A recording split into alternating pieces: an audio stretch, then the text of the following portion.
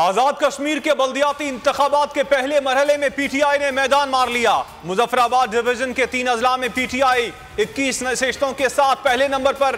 Peoples party ने 10 नशिस्तें हासिल कर ली, जबकि नून लीग 8 नशिस्तों पर कामयाब हो गई। आजाद उम्मीदवार 5 नशिस्तों पर कामयाब हुए, जबकि मुस्लिम कॉन्फ्रेंस 1 नशिस्त हासिल कर पाई।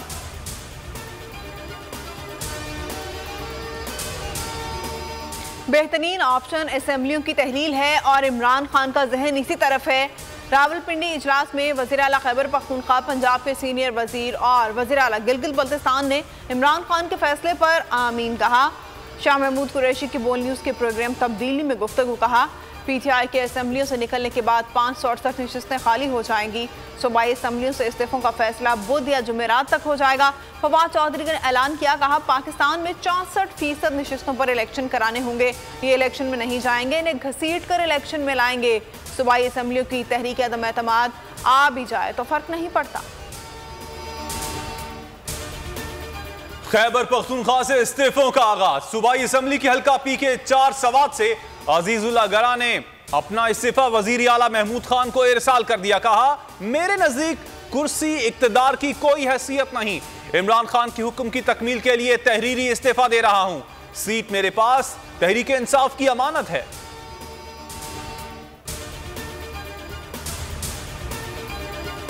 इस्तीफे जेब में पड़े हैं। स्पीकर खैबर पख्तूनख्वा असेंबली मुश्ताक अली की बोल से गुफ्तगू। कहा, इमरान खान जैसे ही हुक्म देंगे इस्तीफे देने में एक लम्हे की ताखीर नहीं करेंगे। कप्तान पिछले 9 माह से नए इंतखाबात का मुतालबा कर रहे हैं। मुल्क डूब रहा है, मईशत तबाह हो रही है।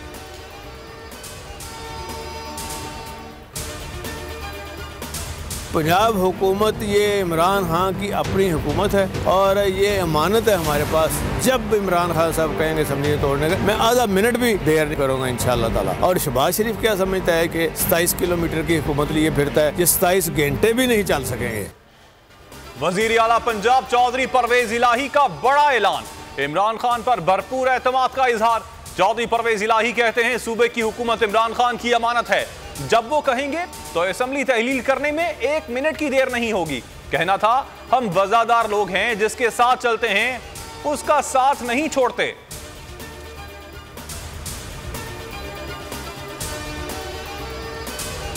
सीनियर सियासतदान सेनेटर आजम सवाती दोबारा गिरफ्तार। 2 रोजा जिस्मानी रिमांड पर FIA के हवाले। तफ्तीशी ऑफिसर आजम सवाती का तिब्बी मुआयना कराएं। बाबर अवान ने दलाइल में कहा, ट्वीट्स FIR में लगाई गई दफात पर पूरा नहीं उतरती। मीडिया से गुफ्तगू में बोले, आजम सवाती पर जिस्मानी और दिमागी तशद्दुद के असरात बरकरार हैं, उनकी जान को खतरा है। ये कानून की हुक्मरानी नहीं, कानून का मजाक और कत्ल है। कराची समेत सिंध के कई शहरों में आजम सवाती के खिलाफ मुकदमात दर्ज। आजम सवाती की गिरफ्तारी पर सदमे में हूं। इमरान खान का ट्वीट लिखा, कोई कैसे आजम सवाती और उनके खानदान को पहुंचाई जाने वाली तकलीफ नहीं समझ सकता।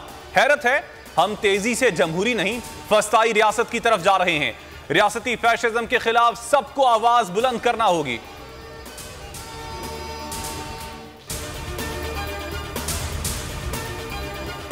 उम्मीद है आजम सवाती पर जिस तरह पहले तशद्दुद हुआ, अब ऐसा नहीं होगा। शाह महमूद कुरैशी का गिरफ्तारी पर रद्द अमल।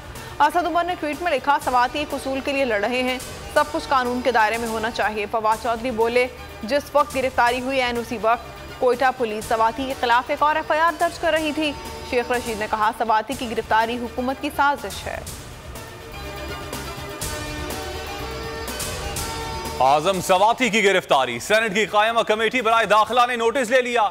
DG FIA को गिरफ्तारी के हवाले से तफसीलात के लिए तलब कर लिया। कहा, आगाह किया जाए कि आजम सवाती की गिरफ्तारी के लिए कानूनी ज़ाब्ते पूरे किए गए।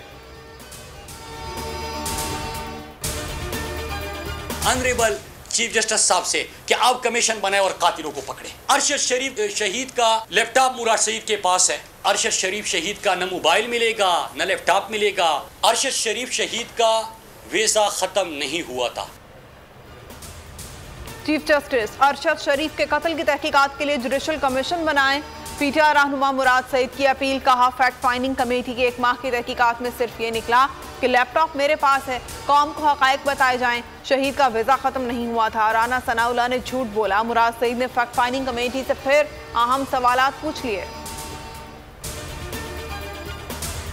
जनरल साहिर शमशाद मिर्जा ने chairman joint chiefs of staff committee की जिम्मेदारियां संभाल ली।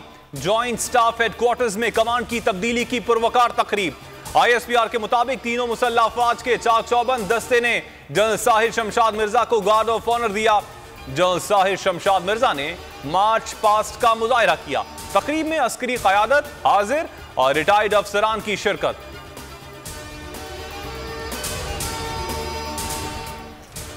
बोल न्यूज हकीकी आज़ादी मार्च की मैराथन ट्रांसमिशन में एक बार फिर बाजी ले गया। तहरीक इंसाफ ने भी तस्दीक कर दी।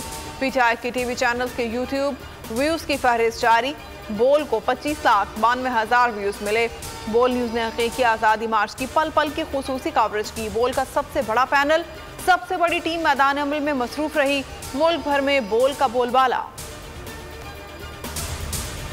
बोल और शुएब शेख ने मुश्किलात का सामना किया। समी इब्राहिम, इमरान रियाज, अरशद शरीफ डटे रहे। फवाद चौधरी ने कहा बोल ने जिस तरह काम किया वो सबके सामने है। हकीकी सहाफत कालम बरदार बोल न्यूज। साइफर से हकीकी आज़ादी मार्च तक बोल ने हमेशा हकीकी सहाफत का प्रचार किया।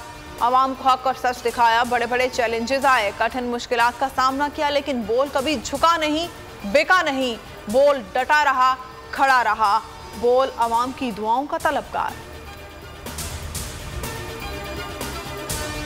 मिफ्ता इस्माइल की शहबाज सरकार की मार्शी पॉलिसीज पर कड़ी तनकीद। कहा मुल्क दिवालियापन के करीब है। अगर यही सूरत हाल रही तो हमें PTI पर तनकीद का कोई हक नहीं। फवाद चौधरी ने बोल न्यूज से खुसूसी गुफ्तगू में कहा साबिक वजीर खजाना ने भी एतराफ कर लिया मुल्क दिवालिया के करीब है। 7 माह के दौरान दूसरी बार डिफॉल्ट के करीब है। मुजम्मिल असलम बोले मिफ्ता इस्माइल ने नून लीग की 5 साल कारकर्दगी का पोल खोल दिया।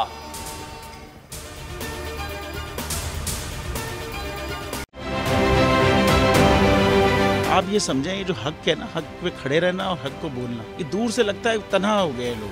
आप खान साहब को देखें, तन्हा दिखाई देने, सारी जमातें मिलकर उनके खिलाफ हैं, लेकिन आज भी पाकिस्तान की आवाम उस हक की आवाज़ के पीछे जो है 80% से ज़्यादा आवाम उनके साथ है। सेम एग्जैक्टली इसी तरीके से बोल की कहानी है भाई। बिल्कुल अलग आपको तन्हा दिखाई देगा, हर जगह आपको खड़ा हुआ नजर आएगा, हटेगा नहीं किसी चीज़ से। और उसके साथ भी 80% आवाम अगर आज आप देखें तो उसे बोल दिख रही है। जाली केस है ना, ये हम पे उस वक्त बनाए गए थे जब हुकूमत यही थी, इन्हीं लोगों की हुकूमत थी ना। और ये जाली केस, इनको मैं नहीं कह रहा इस केस को जाली केस, इनको पाकिस्तान में क्या पूरी दुनिया में एक ऐसा शिकायत कुंदा नहीं मिला, एक ऐसा कंप्लेनेंट नहीं मिला जिसने ये कहा हो कि हमारे साथ फ्रॉड हुआ है। तो ये खुद ही बन गए कंप्लेनेंट और ये खुद ही इन्होंने खुद ही इन्वेस्टिगेशन की, उसकी खुद ही तफ्तीश भी की, यानी कि कंप्लेनेंट भी है, इन्वेस्टिगेशन ऑफिसर भी है। और इन द एंड इन्होंने फिर उसके बावजूद ये कोर्ट में जमा कराया कि जी ये केस जाली केस था और इसमें किसी किस्म जो कुछ एग्जैक्ट कर रहा था सब लीगल। ये मेरी बात नहीं है, ये इनके इन्वेस्टिगेशन ऑफिसर की बात। सबसे ज्यादा व्यूज और सबसे ज्यादा रेटिंग के साथ बोल आज भी रहा नंबर 1 पर। सब्सक्राइब करें और बेल दबाएं ताकि कोई खबर रह न जाए।